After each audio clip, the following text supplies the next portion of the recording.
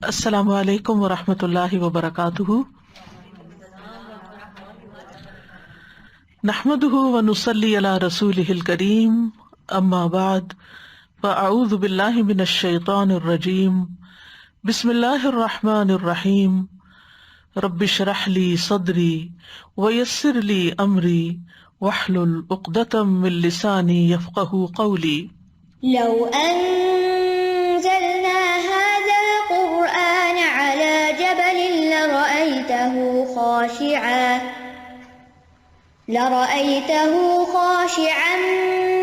متصدعا من خشية الله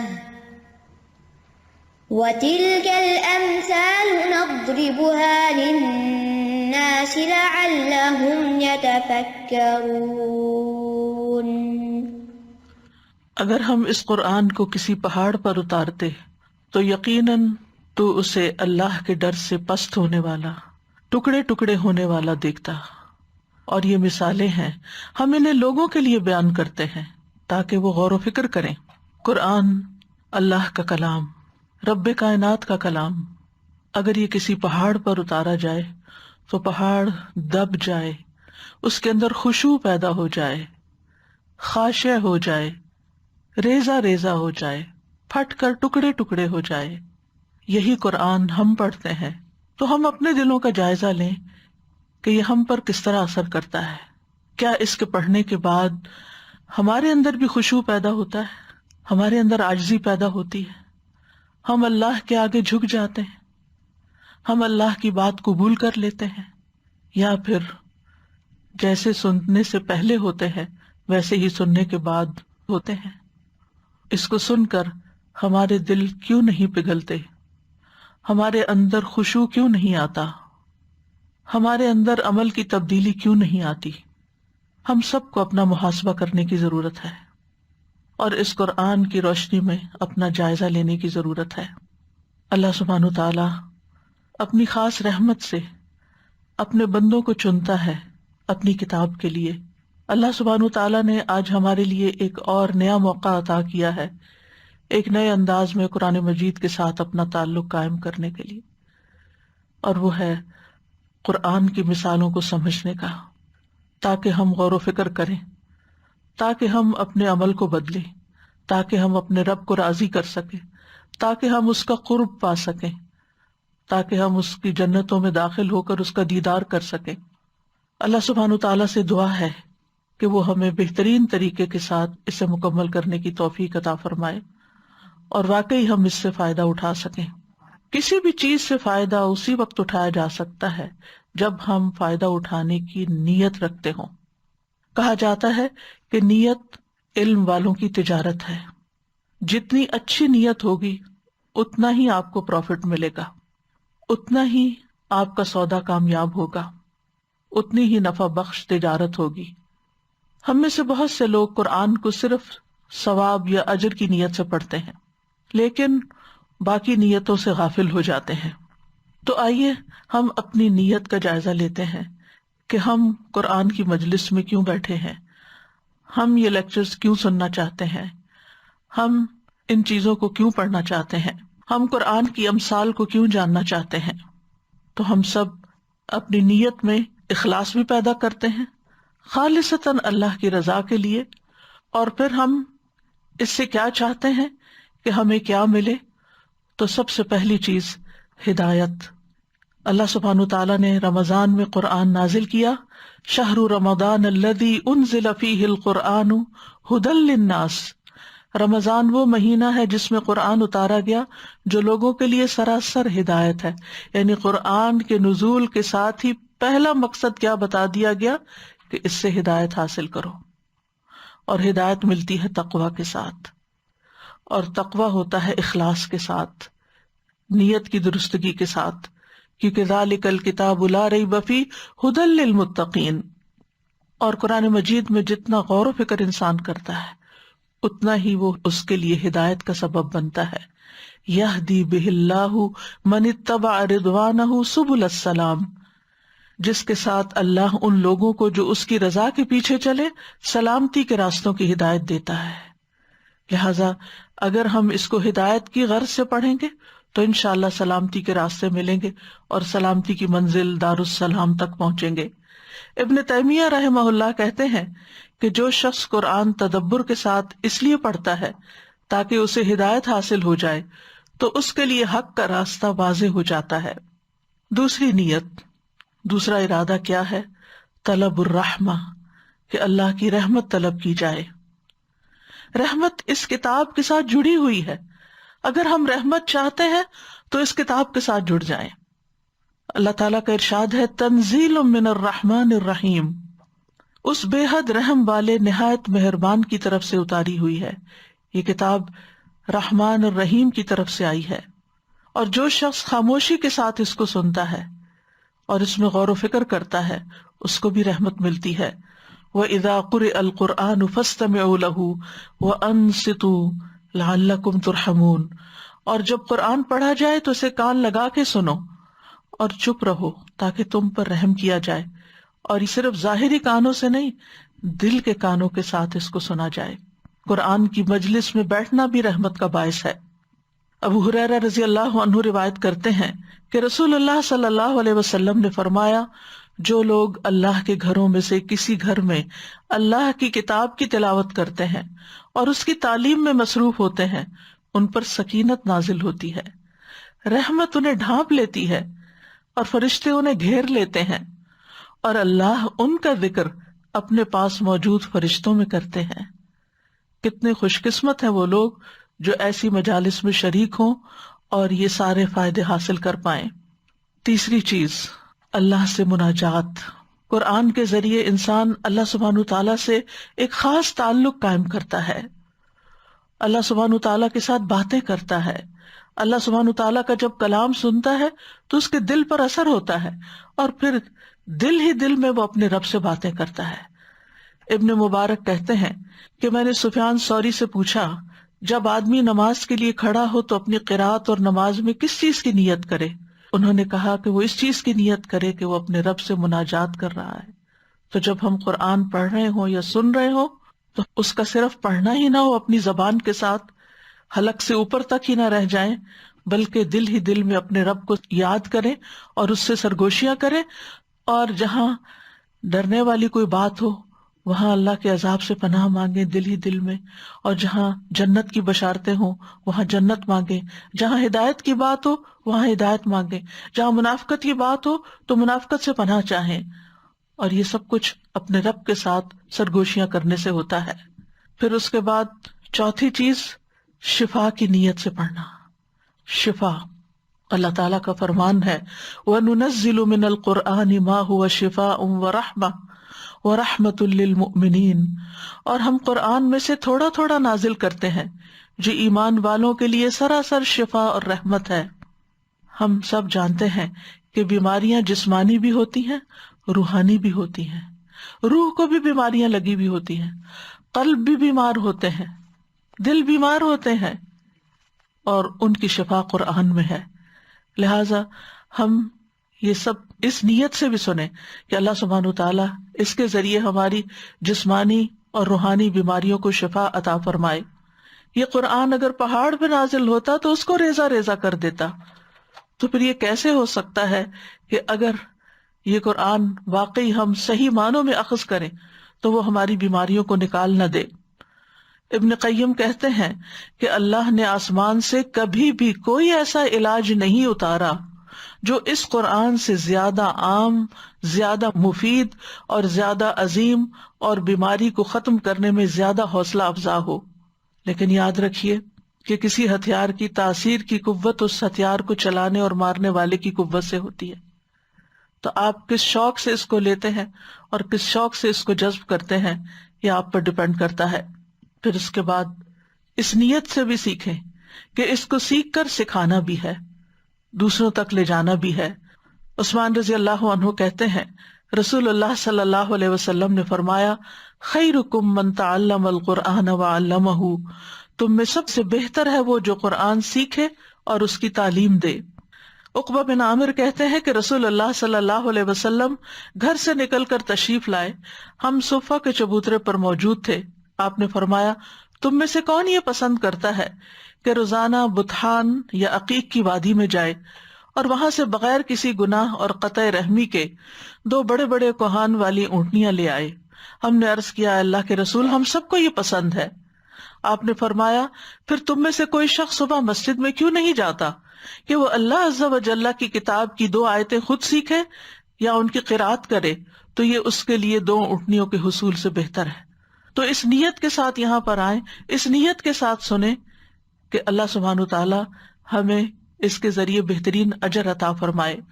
اور یہ 3 آیات 3 اونٹنیوں سے بہتر اور 4 آیات اس کے لیے 4 سے بہتر ہیں، اور جتنی بھی آیات ہوں گی اسی اعتبار سے اجر و ثواب بھی ہوگا۔ پھر ایک اور نیت بھی کر لیں کہ عمل کرنا ہے۔ اللہ تعالیٰ کا فرمان ہے الذین آتیناہم الکتاب یتلونہ حق تلاوتہ، وہ لوگ جنہیں ہم نے کتاب دی ہے اسے پڑھتے ہیں جیسے اسے پڑھنے کا حق ہے۔ ابن مسعود رضی اللہ عنہ کہتے ہیں قسم ہے اس ذات کی جس کے ہاتھ میں میری جان ہے، قرآن کریم کی تلاوت کا حق یہ ہے کہ انسان اس کے حلال کو حلال جانے، اس کے حرام کو حرام جانے، اور اس کو ایسے پڑھے جیسے اللہ نے اس کو نازل کیا ہے، اور کلمات کو ان کی جگہوں سے تحریف و تبدیل نہ کرے، اور کسی بھی آیت کی وہ تفسیر نہ کرے جو اس کی حقیقی تفسیر نہ ہو، یعنی جس کانٹیکس میں وہ نازل ہوئی ہے، جس مقصد کے لیے وہ نازل ہوئی ہے، اس کے علاوہ کوئی اور بات نہ کرے۔ اور جو شخص قرآن پر عمل کرتا ہے تو اس کے لیے خوشخبری ہے۔ نواس بن سمعان کہتے ہیں میں نے رسول اللہ صلی اللہ علیہ وسلم کو فرماتے ہوئے سنا، قیامت کے دن قرآن اور قرآن والے ایسے لوگوں کو لایا جائے گا جو اس پر عمل کرتے تھے۔ سورت بقرہ اور سورت آل عمران اس کے آگے آگے ہوگی۔ رسول اللہ صلی اللہ علیہ وسلم نے ان سورتوں کے لیے 3 مثالیں دی جن کو سننے کے بعد میں آج تک نہیں بھولا۔ آپ نے فرمایا جیسے وہ 2 بادل ہیں، یا وہ 2 کالے سائبان ہیں جن کے درمیان روشنی ہے، یا جیسے وہ ایک سیدھ میں اڑنے والے پرندوں کی 2 ٹولیاں ہیں، وہ اپنے صاحب یعنی قرآن کے ساتھی کی طرف سے مدافعت کریں گی۔ یعنی جو شخص اس کتاب پر عمل کرے گا، یہ قرآن، یہ کتاب اس کے لیے سفارش کرے گی۔ ابن مسعود کہتے ہیں کہ ہم میں سے ایک شخص جب 10 آیات سیکھ لیتا تو ان سے آگے نہ بڑھتا جب تک کہ ان کے معنی نہ سمجھ لیتا اور ان پر عمل نہ کرتا۔ پھر 8ویں بات ہے نصیحت، یاد دہانی، تذکیر۔ اللہ تعالیٰ کا فرمان ہے کتاب انزل الیک فلا یکن فی صدرک حرج منہ لتنذر بہ وذکری للمؤمنین، یہ ایک کتاب ہے جو آپ کی طرف نازل کی گئی ہے تو آپ کے سینے میں اس سے کوئی تنگی نہ ہو، تاکہ آپ اس کے ساتھ ڈرائیں، اور ایمان لانے والوں کے لیے سراسر نصیحت ہے، یاد دہانی ہے۔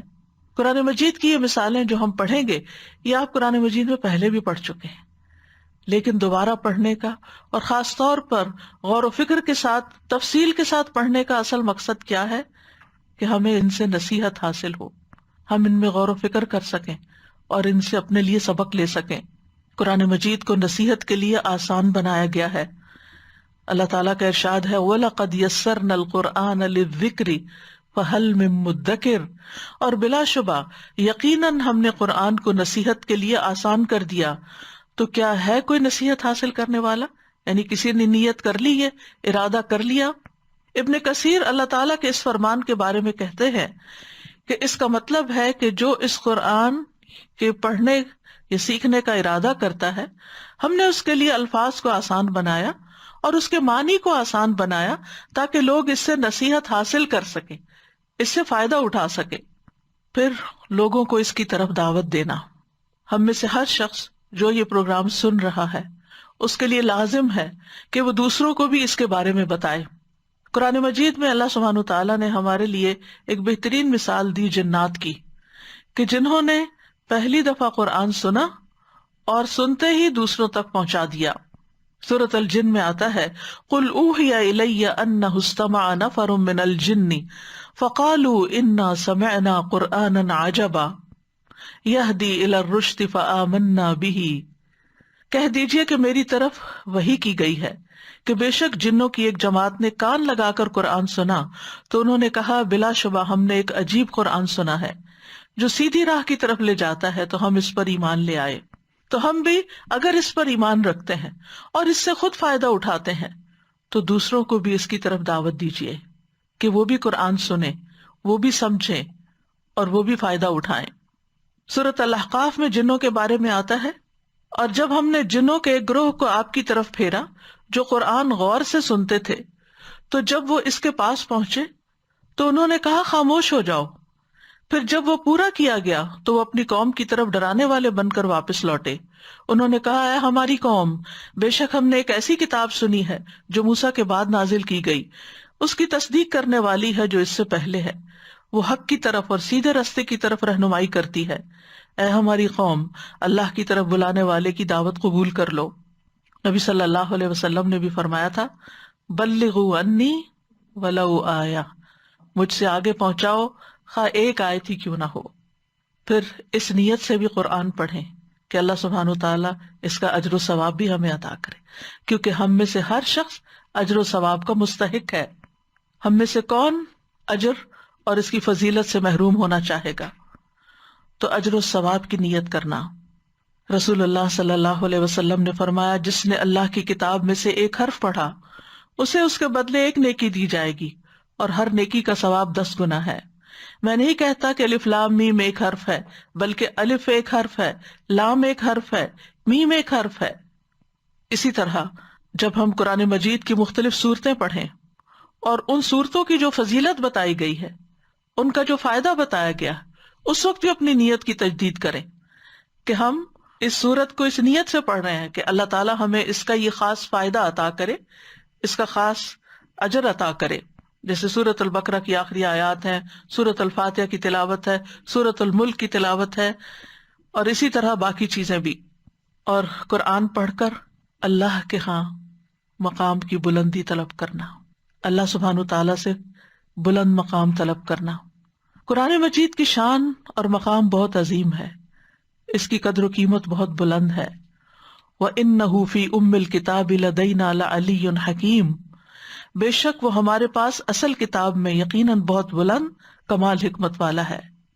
تو جب آپ اللہ تعالیٰ کی اس کتاب کو پڑھیں تو اس کے ساتھ مقام کی بلندی کو بھی طلب کریں، کیونکہ یہ کتاب بعض لوگوں کو بلند مقام عطا کرتی ہے اور بعض کو نیچے گرا دیتی ہے۔ قیامت کے دن قرآن پڑھنے والے کا مقام بہت بلند ہوگا، ہر آیت کے بدلے اس کا درجہ بلند ہوتا چلا جائے گا۔ عبداللہ ابن عمر کہتے ہیں نبی صلی اللہ علیہ وسلم نے فرمایا صاحب قرآن سے کہا جائے گا اقرأ ورتقی ورتل کما کنت ترتل فی الدنیا، پڑھتے جاؤ اور چڑھتے جاؤ اور ویسے ہی ٹھہر ٹھہر کر پڑھو جس طرح تم دنیا میں ٹھہر ٹھہر کر ترتیل کے ساتھ پڑھتے تھے۔ تو رمضان کی آمد ہے، اس لیے جو بھی آپ تلاوت کریں اس میں یہ اجر اور ثواب کی نیت رکھیں کہ ایک ایک آیت جو میں پڑھوں گی اس پر اللہ تعالیٰ میرے درجے بلند کریں گے۔ اگرچہ یہ حافظ کے لیے ہے، لیکن ہر مزید آیت مزید اجر میں اضافہ کرتی ہے۔ یہ چیز آپ کے قرآن پڑھنے کے شوق کو بڑھا دے گی۔ عبداللہ ابن عمر سے روایت ہے رسول اللہ صلی اللہ علیہ وسلم نے فرمایا روزہ اور قرآن قیامت کے دن بندے کی شفاعت کریں گے۔ روزہ کہے گا اے رب، میں نے اس کو کھانے پینے اور خواہشات سے روکے رکھا تھا، اس کے حق میں میری شفاعت قبول کر لے۔ اور قرآن کہے گا میں نے اسے رات کو سونے نہیں دیا تھا، تراویح میں نیندیں کم ہوگی، میری شفاعت اس کے حق میں قبول فرما۔ اس وقت یہ نیت رکھیں کہ انشاءاللہ یہ رات کے وقت جو ہم، کیونکہ عام دنوں میں ہم رات کے وقت کم ہی قرآن پڑھتے ہیں، اللہ کہ جن لوگوں کو اللہ تعالیٰ تہجد کی توفیق عطا کرتا ہے اور وہ تہجد میں طویل قرات کریں، لیکن الحمدللہ رمضان کے مہینے میں ہر ایک کو موقع مل جاتا ہے رات کی طویل قرات کرنے یا سننے کا، لہٰذا اس وقت اس کی شفاعت کی نیت سے تلاوت کریں تو اللہ سبحانہ و تعالیٰ ان دونوں کی شفاعت یعنی روزے اور قرآن کی شفاعت قبول کر لے گا، اس کی شفاعت مانی جائے گی۔ یہ اپنے پڑھنے والوں کے حق میں بحث کرے گا اور اس کی تصدیق کی جائے گی۔ جس نے اس کو اپنے سامنے رکھا، یہ ایک اور حدیث ہے حضرت جابر کی کہ نبی صلی اللہ علیہ وسلم نے فرمایا قرآن سفارش کرے گا اور اس کی سفارش مانی جائے گی۔ یہ اپنے پڑھنے والوں کے حق میں بحث کرے گا اور اس کی تصدیق کی جائے گی، ہاں تم ٹھیک کہتے ہو۔ جس نے اس کو اپنے سامنے رکھا تو یہ اسے جنت کی طرف رہنمائی کرے گا، اور جس نے اس کو اپنی پیٹھ پیچھے رکھا تو یہ اسے ہانک کر جہنم میں لے جائے گا۔ پھر اسی طرح جب بھی قرآن پڑھیں، چاہے تنہائی میں ہو چاہے مجلس میں ہو، تو یہ نیت اور یہ امید بھی رکھیں کہ آپ فرشتوں کی مجلس میں ہیں، آپ کو فرشتوں کی معیت حاصل ہے، فرشتے اس مجلس میں حاضر ہیں۔ حضرت عائشہ کہتی ہیں رسول اللہ صلی اللہ علیہ وسلم نے فرمایا، جو آدمی قرآن میں ماہر ہو وہ ان فرشتوں کے ساتھ ہے جو لکھنے والے، معزز اور بزرگی والے ہیں۔ الماہر بالقرآن مع السفرۃ الکرام البررہ۔ پھر اسی طرح سکینت کی نیت کریں کہ اللہ تعالیٰ اس کے ذریعے ہمیں سکینت عطا کرے۔ برا کہتے ہیں ایک آدمی سورۃ کہف کی تلاوت کر رہا تھا، اس کے پاس ہی 2 لمبی رسیوں میں بندھا ہوا گھوڑا موجود تھا، تو اسے ایک بدلی نے ڈھانپ لیا، یعنی گھوڑے کے اوپر بادل آ گیا۔ وہ بدلی گھومتی اور قریب آتی گئی اور اس کا گھوڑا اس سے بدکنے لگا۔ جب صبح ہوئی تو وہ نبی صلی اللہ علیہ وسلم کی خدمت میں حاضر ہوا اور آپ کو یہ ماجرا کہہ سنایا۔ آپ نے فرمایا یہ سکینت ہے، یہ اطمینان تھا جو قرآن کی قرأت کی وجہ سے تم پر اترا۔ سکینت کیا ہے؟ ابن حجر کہتے ہیں کہ راجح قول یہ ہے کہ سکینت اللہ کی مخلوقات میں سے ایک مخلوق ہے جس میں اطمینان اور رحمت پائی جاتی ہے، اور اس کے ساتھ فرشتے ہوتے ہیں۔ ابن قیم کہتے ہیں اس سے مراد اطمینان، وقار اور سکون ہے، جس کی ہماری زندگیوں میں بہت کمی ہو چکی ہے، اور یہ قرآن کے ساتھ ہمیں نصیب ہوتا ہے۔ نمبر 16 برکت۔ اللہ سبحانہ وتعالی ہمیں قرآن کی برکت عطا کرے، قرآن کی مجلس کی برکت بھی عطا فرمائے۔ اللہ تعالیٰ فرماتے ہیں وَهَذَا كِتَابٌ أَنزَلْنَاهُ مُبَارَكٌ، اور یہ ایک کتاب ہے ہم نے اسے نازل کیا، بڑی برکت والی ہے۔ اور قرآن مجید کی یہ برکت قرآن میں تدبر کرنے، نصیحت کرنے اور نصیحت پکڑنے کے ساتھ جڑی ہوئی ہے۔ کتاب انزلناہ الیک مبارک لیدبروا آیاتہ ولیتذکر اولو الالباب، یہ ایک کتاب ہے ہم نے اسے آپ کی طرف نازل کیا ہے، بہت بابرکت ہے تاکہ لوگ اس کی آیات میں غور و فکر کریں، تاکہ عقل والے نصیحت حاصل کریں۔ اور خاص طور پر سورۃ البقرہ کا پڑھنا باعث برکت ہے اور اس کا چھوڑ دینا باعث حسرت ہے، لہذا سورۃ البقرہ کو اپنی زندگیوں میں شامل کر لیں۔ اور آخری چیز اس سلسلے کی ہے کہ دل میں نرمی پیدا کرنے کی نیت کرنا، یعنی سکینت اور برکت کے بعد رقت القلب، رقت القلب، دل کا رقیق ہونا، یعنی اللہ تعالیٰ اس کی برکت سے ہمارے دلوں کو نرم کر دے، ہمارے دلوں کو رقیق کر دے۔ الم یأن للذین آمنوا ان تخشع قلوبہم لذکر اللہ وما نزل من الحق، کیا ان لوگوں کے لیے جو ایمان لائے وہ وقت نہیں آیا کہ ان کے دل اللہ کی یاد کے لیے اور اس حق کے لیے جھک جائے جو نازل ہوا۔ ابن مسعود کہتے ہیں کہ ہمارے مسلمان ہونے اور اس بات کے درمیان کہ اللہ نے اس آیت کے ساتھ ہمیں ڈانٹ پلائی 4 سال سے زیادہ کی مدت نہ تھی، یعنی پھر ہمارے دلوں کے اندر وہ رقت آ گئی۔ اللہ سبحانہ وتعالیٰ ہمارے دلوں کو بھی نرم کر دے اور ہم اس قرآن کو پڑھ کر اپنے اندر حقیقی معنوں میں خشوع و خضوع پیدا کر سکیں۔ ہمارے اس رمضان کا پروگرام ہے امثال القرآن، قرآن کی مثالیں۔ لو أنزلنا هذا القرآن على جبل لرأيته خاشعا متصدعا من خشية الله وتلك الأمثال نضربها للناس لعلهم يتفكرون۔ اگر ہم اس قرآن کو کسی پہاڑ پر اتارتے تو یقیناً آپ اسے اللہ کے ڈر سے پست ہونے والا، خشوع کرنے والا، ٹکڑے ٹکڑے ہو جانے والا دیکھتے۔ اور یہ مثالیں ہیں، ہم انہیں لوگوں کے لیے اس لیے بیان کرتے ہیں تاکہ وہ غور و فکر کریں۔ یاد رکھیے قرآن مجید صرف احکامات پر مبنی کتاب نہیں ہے کہ جس میں کچھ حکم دے دیے گئے ہوں اللہ سبحانہ وتعالیٰ کی طرف سے، بلکہ یہ ایک تربیتی کتاب بھی ہے۔ یہ ہمارے نفسوں کا تزکیہ بھی کرتی ہے اور تربیت بھی کرتی ہے۔ اللہ تعالیٰ نے اس کلام میں صرف شرعی احکامات نہیں بیان کیے بلکہ اس کتاب کو لوگوں کی ہدایت کا ذریعہ بنایا ہے۔ یہ کتاب ہدایت و اصلاح ہے۔ سورۃ النحل میں اللہ تعالیٰ فرماتے ہیں وَنَزَّلْنَا عَلَيْكَ الْكِتَابَ تِبْيَانًا لِكُلِّ شَيْءٍ وَهُدًى وَرَحْمَةً وَبُشْرَى لِلْمُسْلِمِينَ، اور ہم نے آپ پر یہ کتاب نازل کی اس حال میں کہ ہر چیز کا واضح بیان ہے اور فرمانبرداروں کے لیے ہدایت اور رحمت اور خوشخبری ہے۔ تو جو اس پر عمل کریں گے وہ ہدایت بھی پائیں گے، رحمت بھی پائیں گے، خوشخبریاں بھی پائیں گے۔ تو انسانوں کی اصلاح کے لیے، ان کی تربیت کے لیے، ان کے تزکیہ کے لیے مثال کے ذریعے بات سمجھانا ایک مؤثر ذریعہ ہے۔ کسی بھی نظام تعلیم کے اندر کسی بھی سبجیکٹ کی تعلیم جب کسی مثال کے ذریعے کی جاتی ہے تو بات آسان بھی ہو جاتی ہے سمجھنا اور یاد بھی رہتی ہے۔ یعنی مثالوں سے بات سمجھانا ان طریقوں میں سے ہے، ان میتھڈز میں سے ہے جن کا لوگوں کے دلوں پر جلد اثر ہوتا ہے، وہ اس بات کو جلد قبول کر لیتے ہیں۔ اللہ سبحانہ تعالیٰ فرماتے ہیں وَيَضْرِبُ اللَّهُ الْأَمْثَالَ لِلنَّاسِ لَعَلَّهُمْ يَتَذَكَّرُونَ، اور اللہ لوگوں کے لیے مثالیں بیان کرتا ہے تاکہ وہ نصیحت حاصل کریں۔ یعنی مثالیں قرآن کی اس لیے بیان کی گئی ہیں تاکہ ہمیں نصیحت حاصل ہو۔ جو ہم نے ابھی نیتیں کی قرآن سے فائدہ اٹھانے کے لیے اور اس پروگرام سے فائدہ اٹھانے کے لیے، ان میں سے ایک یہ بھی تھی کہ ہم اس کے ذریعے نصیحت حاصل کریں گے۔ مثالوں کو بیان کرنا عربی زبان کا ایک بنیادی اصول ہے۔ قرآن مجید کے نزول سے پہلے بھی عربوں کے ہاں روزمرہ زندگی میں بہت سی باتیں مثالوں سے بیان کی جاتی تھیں، اور اس پر کتابیں بھی لکھی گئی ہیں، جیسے مجمع الامثال ہے۔ لوگوں نے وہ ساری مثالیں کتابوں کے اندر اکٹھی کر دی۔ کچھ مثالیں تو جاہلی دور کی ہیں، یعنی نزول قرآن سے پہلے کی، اور کچھ اس کے بعد کی بھی۔ اور یہ صرف عربی زبان کے ساتھ نہیں ہے، یہ تقریباً ہر زبان کے اندر ہے کہ اس میں محاورے، کہاوتیں، مثالیں، سملیز، کنائے، یہ سب چیزیں استعمال ہوتی ہیں جس سے بات کو کم الفاظ میں بہت اچھی طرح سمجھایا جا سکتا ہے، بہت خوبصورتی کے ساتھ سمجھایا جا سکتا ہے۔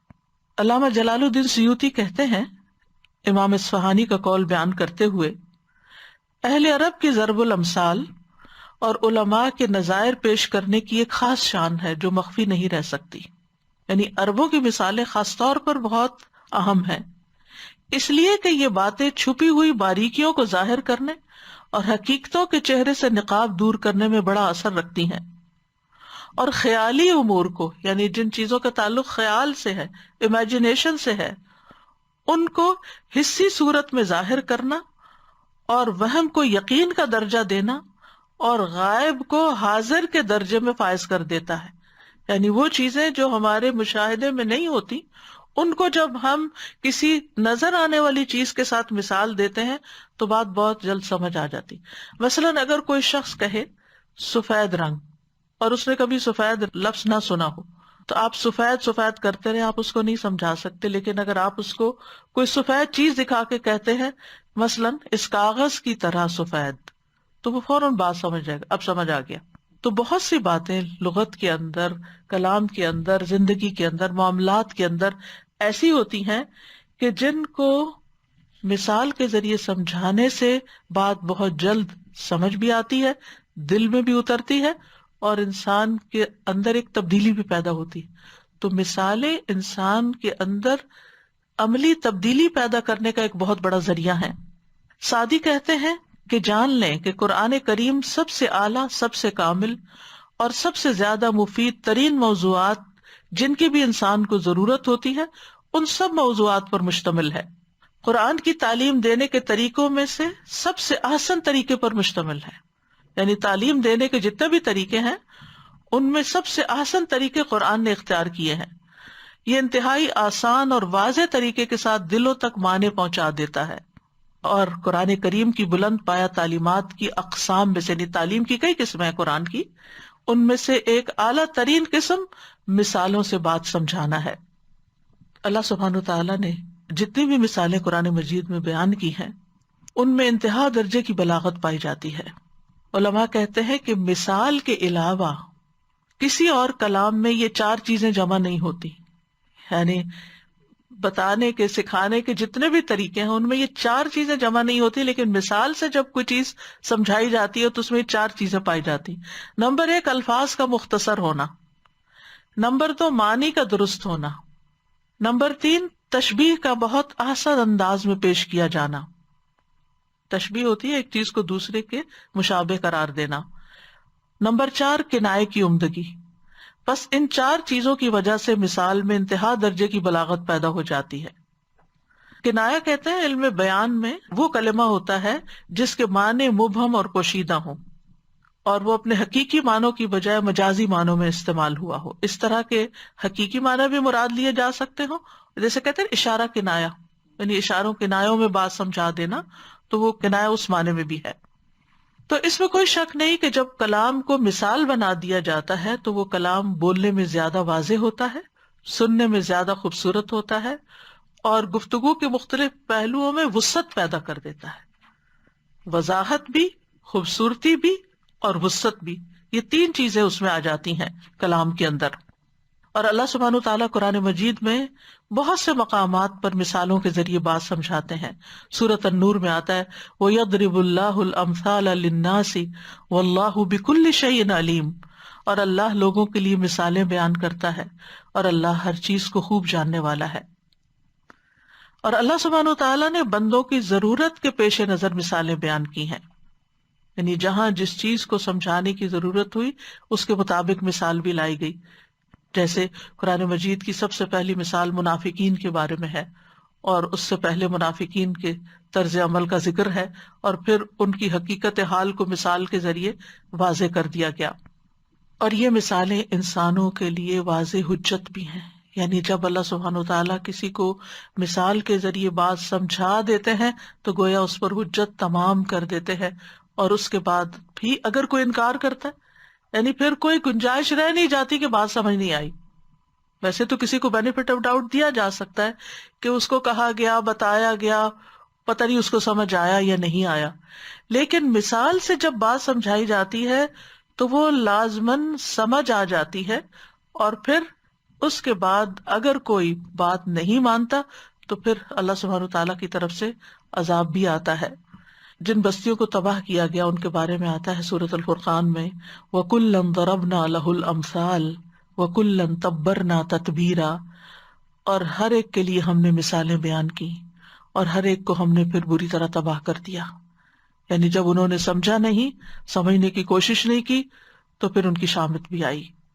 پھر اسی طرح اہل عرب سے خطاب کر کے، اہل مکہ سے خطاب کر کے فرمایا وَسَكَنْتُمْ فِي مَسَاكِنِ الَّذِينَ ظَلَمُوا أَنفُسَهُمْ وَتَبَيَّنَ لَكُمْ كَيْفَ فَعَلْنَا بِهِمْ وَضَرَبْنَا لَكُمُ الْأَمْثَالَ.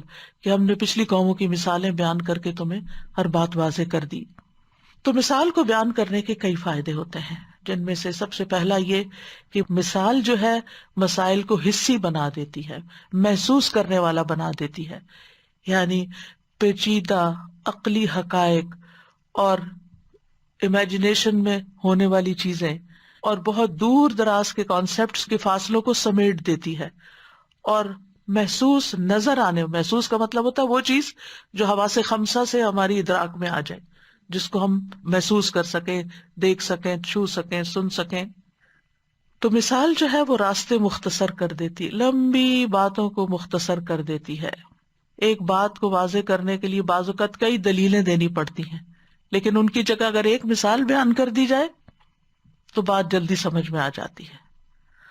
پھر اسی طرح مثال ہر درجے اور ہر طبقے کے شخص کو فائدہ دیتی ہے، یعنی ایک عام ذہن کو بھی فائدہ دیتی ہے اور بڑے بڑے انٹلیکچوئلس کو بھی فائدہ دیتی ہے. یعنی سب کے لیے یکساں بنا دیتی ہے، علم کو آسان کر دیتی ہے اور مسائل کو قابل اطمینان بنا دیتی ہے. کیونکہ جو باتیں صرف ذہن میں ہوں اور صرف سوچوں کی حد تک ہوں تو انسان ان میں الجھتا رہتا ہے، لیکن جب وہ ایک مخصوص محسوس شکل میں سامنے آ جائیں تو انسان اس الجھن سے نکل آتا ہے. پھر اسی طرح بہت سے لوگ جو ہٹ دھرم ہوتے ہیں اور میں نہ مانوں کے طریقے پہ چل رہے ہوتے ہیں، ایسے لوگوں کو اگر صرف لاجک سے یا صرف دلائل سے سمجھایا جائے تو بعض اوقات وہ اس کے مقابلے میں حجت بازی کرتے رہتے ہیں، لیکن اگر کوئی سمپل سی مثال دے کے بات کی جائے تو وہ خاموش ہو جاتے ہیں. تو اس اعتبار سے بھی مثال بہت فائدہ مند ہوتی ہے. مثال کے طور پر عیسیٰ علیہ السلام کو لوگوں نے خدا کیوں کہا کہ وہ مردوں کو زندہ کرتے تھے. اس دلیل کے ساتھ انہوں نے یہ دلیل پکڑی اور کہا کہ مردے کو زندہ تو صرف وہی کر سکتا ہے جو خدا ہوتا ہے، اس بنا پہ عیسیٰ خدا ہے. دوسری انہوں نے دلیل یہ دی کہ وہ بغیر باپ کے پیدا ہوئے ہیں، تو یہ خدا ہی ہو سکتا ہے جو بغیر باپ کے پیدا ہو. تو ان کو ایک مثال سے بات سمجھا دی گئی، ان مثل عیسیٰ عند اللہ کمثل آدم خلقہ من تراب، کہ عیسیٰ کی مثال اللہ کے نزدیک آدم کی سی ہے جس کو اس نے مٹی سے پیدا کیا. اب اس کے بعد کیا کہیں گے کہ وہ بغیر باپ کے بھی پیدا ہوئے تھے، اور پھر یہ کہ اللہ سبحانہ وتعالیٰ نے ان کو اتنا شان اور مرتبہ بخشا، لیکن وہ الہ نہیں بنے، وہ انسان ہی رہے. یاد رکھیے کہ مثالیں عربی شعر و شاعری میں بھی بہت ہیں، احادیث میں بھی بہت مثالیں ہیں، لیکن اس وقت ہمارا موضوع قرآن کی مثالیں ہیں.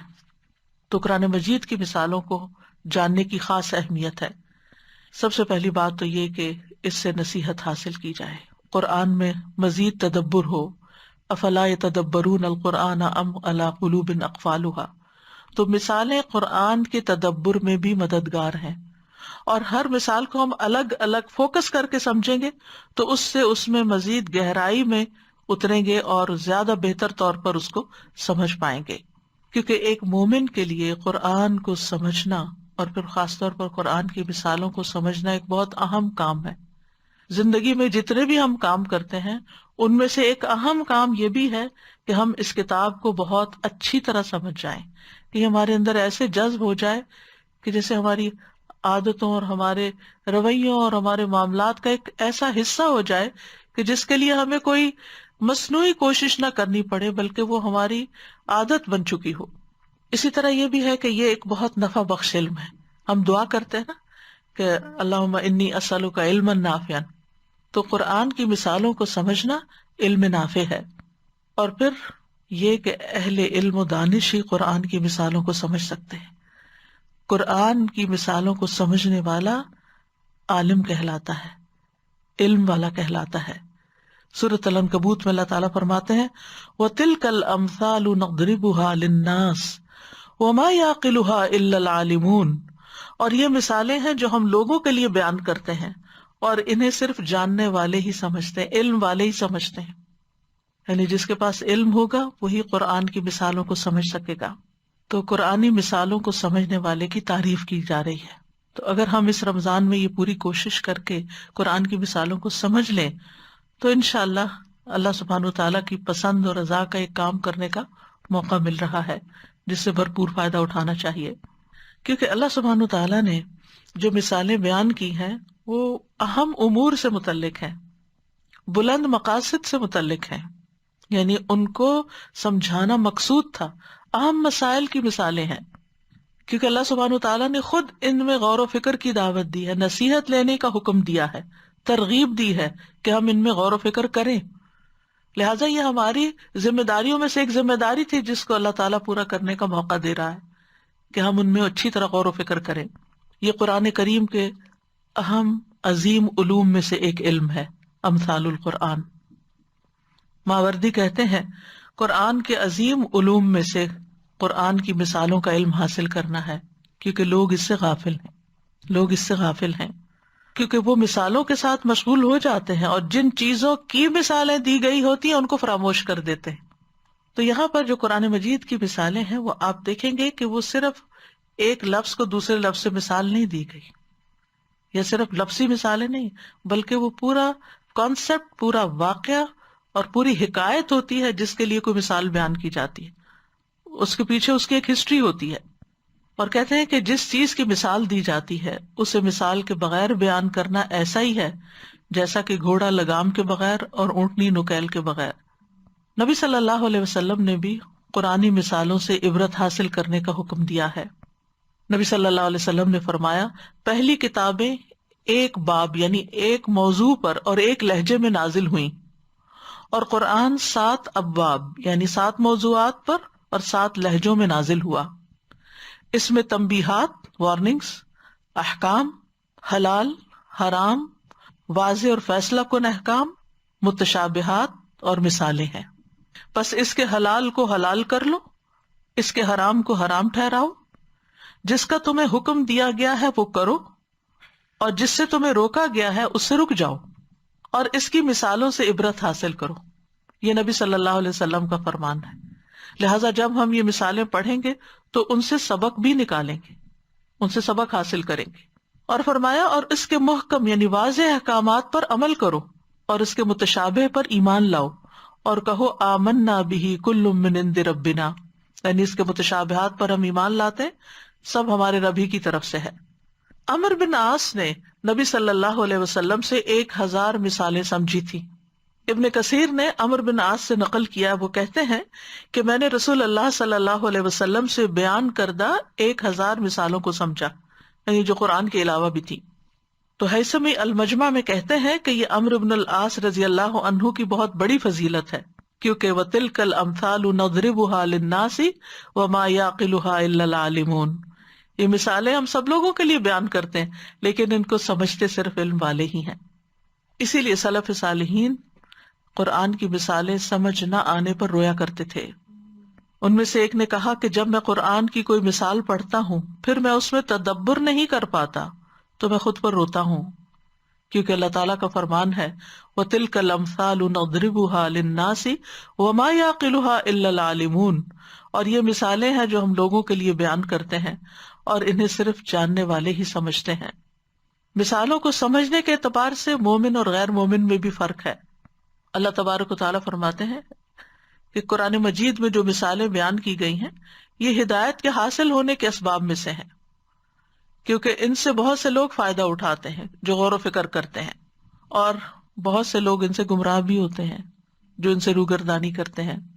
ان اللہ لا یستحیی ان یضرب مثلا ما بعودۃ فما فوقها فاما الذین آمنوا فیعلمون انہ الحق من ربهم واما الذین کفروا فیقولون ماذا اراد اللہ بہذا مثلا یضل به کثیرا ویہدی به کثیرا وما یضل به الا الفاسقین، بے شک اللہ اس سے نہیں شرماتا کہ کوئی بھی مثال بیان کرے، مچھر کی ہو یا جو اس کے اوپر ہے اس کی، لیکن جو لوگ ایمان لائے وہ جانتے ہیں کہ بے شک یہ ان کے رب کی طرف سے حق ہے۔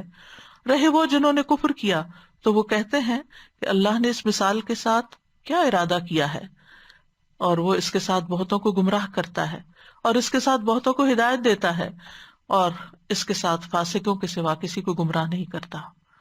تو مثالیں ہدایت کا ذریعہ بھی ہیں اور بعض لوگوں کی گمراہی کا ذریعہ بھی ہیں۔ اللہ سبحانہ وتعالی ہمیں ان کے ذریعے ہدایت عطا فرمائے اور ہمارے ایمان میں اضافہ کرے۔ امثال القرآن لفظ جو ہے، امثال مثل کی جمع ہے۔ قرآن مجید میں یہ لفظ 41 بار سے زیادہ آیا ہے، اور اس کے روٹس میں اور بھی بہت سے لفظ آتے ہیں، جیسے مثل، پھر اسی طرح مثلا، طریقتکم المثلا، مثالی طریقہ۔ تو مثل کا لفظ جو ہے وہ 2 طرح سے بولا جاتا ہے، ایک مثل اور ایک مثل۔ اور مثل کا معنی ہوتا ہے مشابہ ہونا، اور مثل کا مطلب ہوتا ہے صفت۔ مثلہم یعنی صفتہم، ان کی مثال یعنی ان کی صفت۔ تو مثال میں ایک چیز کو دوسری چیز سے تشبیہ دی جاتی ہے، کیونکہ دونوں کے درمیان کوئی مماثلت پائی جاتی ہے، کوئی چیز کامن ہوتی ہے، جس کی وجہ سے پھر وہ ایک چیز دوسری سے مشابہ ہو جاتی ہے، اور وہ ذہن میں ہوتی ہے، اور جو اس سے مشابہ سامنے ہوتی ہے وہ مثال کے ذریعے واضح ہو جاتی ہے۔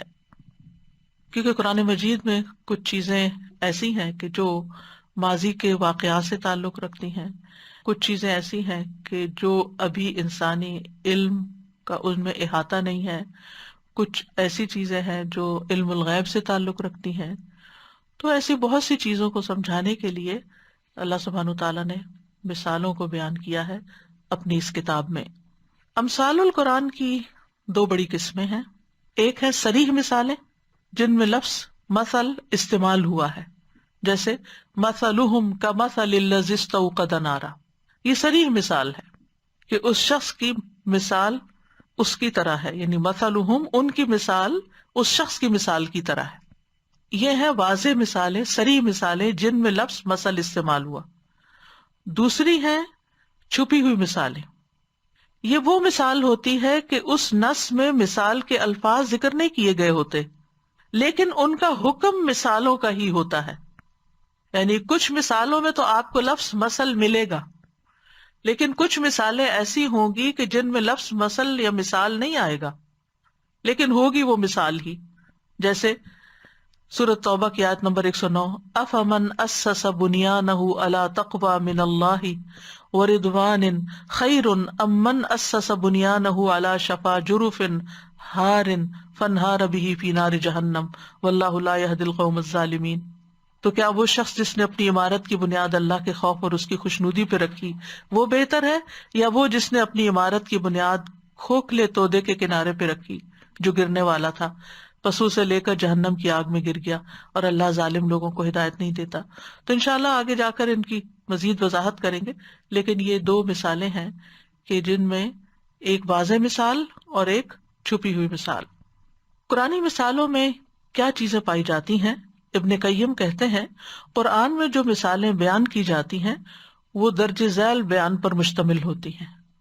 تعریف اور مذمت کا بدلہ مختلف ہونا، ثواب اور سزا کا بدلہ مختلف ہونا، مثالیں کبھی کسی کام کی عظمت یا بڑائی بیان کرتی ہیں، کبھی کسی کام کی تحقیر کو بیان کرتی ہیں، اسے چھوٹا کر کے بتاتی ہیں، کبھی کسی کام کے ثابت ہونے کو بیان کرتی ہیں، کبھی کسی کام کے باطل ہونے کو بیان کرتی ہیں، یعنی مقاصد مختلف ہیں، اور وہ وقت کے ساتھ ساتھ آپ انشاءاللہ ان کو جان لیں گے۔ قرآن مجید میں مثال لفظ جو ہے یہ 3 معنی میں استعمال ہوا ہے۔ نمبر 1 وصف بیان کرنے کے لیے، صفت بیان کرنے کے لیے، جیسے صحابہ کی مثال ہے سورۃ الفتح میں، محمد الرسول اللہ والذین معہ اشداء علی الکفار رحماء بینہم تراہم رکعا سجدا یبتغون فضلا من اللہ ورضوانا سیماہم فی وجوہہم من اثر السجود ذالک مثلہم فی التوراۃ ومثلہم فی الانجیل، آگے آخر کی آیت تک۔ تو اس میں صحابہ کرام کا وصف بیان ہوا ہے، تو یہاں مثال بمانے وصف ہے، یعنی صفت بیان ہوئی ہے کہ وہ کیسے لوگ ہیں، کہ محمد اللہ کے رسول ہیں اور وہ لوگ جو اس کے ساتھ ہیں کافروں پر بہت سخت ہیں، آپس میں نہایت رحم دل ہیں۔ آپ انہیں اس حال میں دیکھیں گے کہ رکوع کرنے والے ہیں، سجدے کرنے والے ہیں، اپنے رب کا فضل اور اس کی رضا ڈھونڈتے ہیں، ان کی شناخت ان کے چہروں میں موجود ہے سجدے کرنے کے اثر سے۔ یہ ان کا وصف تورات میں ہے، اور انجیل میں ان کا وصف اس کھیتی کی طرح ہے جس نے اپنی کونپل نکالی، پھر اسے مضبوط کیا، پھر وہ موٹی ہوئی، پھر اپنے تنے پر سیدھی کھڑی ہو گئی، کاشت کرنے والوں کو خوش کرتی ہے تاکہ وہ ان کے ذریعے کافروں کو غصہ دلائے۔ اللہ نے ان لوگوں سے جو ان میں سے ایمان لائے اور انہوں نے نیک اعمال کیے بڑی بخشش اور بہت بڑے اجر کا وعدہ کیا ہے۔ تو اس میں ان کی صفات بیان ہوئی ہیں کہ وہ کیسے لوگ ہیں۔ قرآن مجید میں یہاں اس مقام پر صحابہ کرام کا وہ نقشہ کھینچا گیا ہے جو شاید کسی اور جگہ پر نہ ہو، کہ ان کی عبادت کیسی ہے اور ان کا اخلاق کیسا ہے اور ان کا طرز عمل کیسا ہے، ان کا کیریکٹر، ان کی شخصیت کیسی ہے۔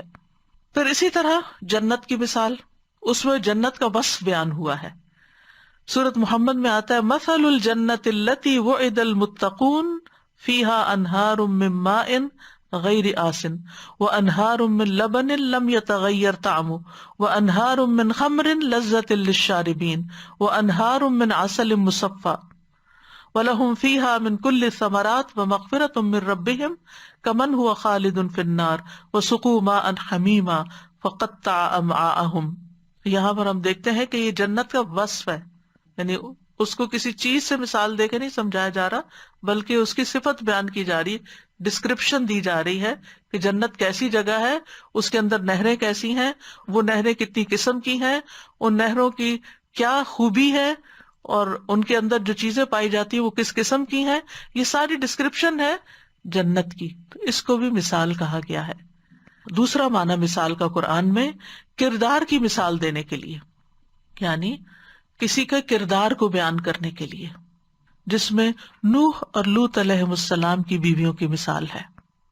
اللہ سبحانہ وتعالیٰ فرماتے ہیں ضرب اللہ مثلا للذین کفروا امرأۃ نوح وامرأۃ لوط، اللہ نے ان لوگوں کے لیے جنہوں نے کفر کیا نوح کی بیوی اور لوط کی بیوی کی مثال بیان کی ہے علیہم السلام، یعنی وہ ایک مثال ہیں ان لوگوں کے لیے جو انکار کرتے ہیں کہ دیکھو وہ نبیوں کی بیویاں تھیں اور ان کا انجام کیا ہوا۔ تو یہ ایک اور مثال کا انداز ہے۔ تیسری قسم ہے جو زیادہ تر ملتی ہے وہ مثال التشابہ ہے، کسی چیز کی تشبیہ دینے کے لیے، جیسے اللہ کے نور کی مثال ہے سورۃ النور میں اللہ نور السماوات والارض مثل نورہ کمشکاۃ فیہا مصباح المصباح فی زجاجہ الزجاجة كأنها كوكب دري يوقد من شجرة مباركة زيتونة لا شرقية ولا غربية يكاد زيتها يضيء ولو لم تمسسه نار نور على نور يهدي الله لنوره من يشاء ويضرب الله الأمثال للناس والله بكل شيء عليم. اللہ آسمانوں اور زمین کا نور ہے، اس کے نور کی مثال ایک تاک کسی ہے جس میں ایک چراغ ہے، وہ چراغ ایک فانوس میں ہے، وہ فانوس گویا چمکتا ہوا تارا ہے، وہ چراغ ایک مبارک درخت زیتون سے روشن کیا جاتا ہے جو نہ شرقی ہے اور نہ غربی، قریب ہے کہ اس کا تیل روشن ہو جائے، خواہ اسے آگ نے نہ چھوا ہو، نور پر نور. اللہ اپنے نور کی طرف جس کی چاہتا ہے رہنمائی کرتا ہے، اور اللہ لوگوں کے لیے مثالیں بیان کرتا ہے، اور اللہ ہر چیز کو خوب جاننے والا ہے. اب اس مثال کو بھی سمجھنے کی ضرورت ہے جو آگے انشاءاللہ آئے گی. تو مختصر یہ کہ قرآنی مثالوں کی کچھ غرض و غایت ہے، کوئی مقصد ہے، جن میں سب سے پہلا مقصد نفوس کی اصلاح ہے، تزکیہ ہے، تربیت ہے، ضمیر کو جگانا ہے، منور کرنا ہے، اخلاق کو مہذب بنانا ہے.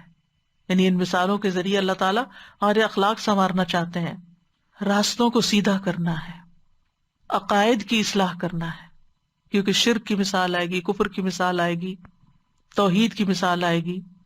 بصیرتوں کو روشن کرنا ہے، انسان کی خیر کی طرف رہنمائی کرنا ہے، جماعت کی اصلاح کرنا ہے، برائیوں سے آگاہ کرنا ہے تاکہ ان سے بچا جا سکے، اچھے اعمال سے آگاہ کرنا ہے تاکہ پاکیزہ نفس اور پاکیزہ دل ان کو قبول کر لیں. تو یہ ہیں مقاصد یا غرض و غایت ان مثالوں سے. اور ویسے اس کا فائدہ کیا ہے اوور آل؟ کہ انسان عبرت حاصل کرتا ہے، سبق حاصل کرتا ہے. بہت سی چیزوں کی، جب جیسے دنیا کی مثال بھی قرآن مجید میں ہے تو اس سے پتہ چلتا ہے کہ دنیا کی حقیقت کیا ہے، اس کی ناپائیداری کے بارے میں پتہ چلتا ہے، اس کے زوال اور اس کے فنا کے بارے میں انسان کو پتہ چلتا ہے.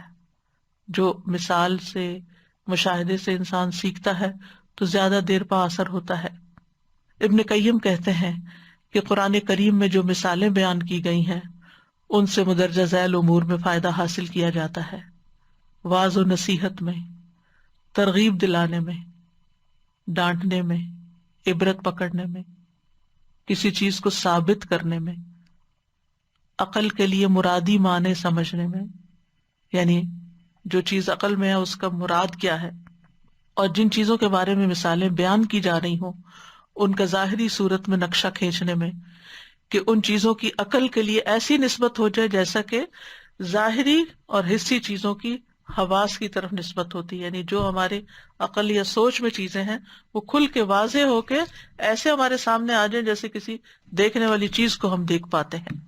تو اللہ سبحانہ تعالیٰ سے دعا ہے کہ اللہ سبحانہ تعالیٰ ہمارے لیے اس سفر کو آسان کر دے، ان مثالوں کو بہترین طریقے سے سمجھنے کی توفیق عطا فرمائے، اور اس سے ہماری تربیت ہو جائے، ہمارا تزکیہ ہو جائے، اور ہمیں اللہ سبحانہ تعالیٰ وہ راہ دکھا دے جو اس کی پسند کی ہے، اور اس منزل تک پہنچا دے جو اس کو راضی کرنے والی ہے. اللہ سبحانہ تعالیٰ اس کام میں بہت برکت ڈالے اور ہمارے لیے بغیر کسی رکاوٹ کے اس کو مکمل کرنے کی توفیق عطا فرمائے. اس موضوع پر کئی کتابیں لکھی گئی ہیں عربی میں جو اوریجنل سورسز ہیں جن سے اس مضمون کی تیاری میں استفادہ بھی کیا گیا ہے. وہ ہے حکیم ترمذی کی الامثال من الکتاب والسنہ، یہ 320 ہجری میں فوت ہوئے ہیں. پھر امثال القرآن ابو عبد الرحمن محمد بن الحسین السلمی النیسابوری کی، یہ 412 ہجری میں فوت ہوئے ہیں. پھر امثال القرآن ابن قیم الجوزیہ کی، یہ 754 ہجری میں فوت ہوئے ہیں. پھر اسی طرح امثال القرآن محمود بن الشریف کی. پھر الامثال فی القرآن دکتور محمد جابر الفیاض کی. اسی طرح اردو میں امثال القرآن قاری محمد دلاور کی. تو بہرحال اللہ تعالیٰ سے دعا ہے کہ اللہ تعالیٰ ہمیں صحیح معنوں میں سمجھنے کی توفیق عطا فرمائے. لو أنزلنا هذا القرآن على جبل لرأيته خاشعا متصدعا من خشية الله وتلك الأمثال نضربها للناس لعلهم يتفكرون. وآخر دعوانا ان الحمد للہ رب العالمین. سبحانک اللہم و بحمدک اشہد ان لا الہ الا انت استغفرک و اتوب الیک. السلام علیکم و رحمۃ اللہ وبرکاتہ.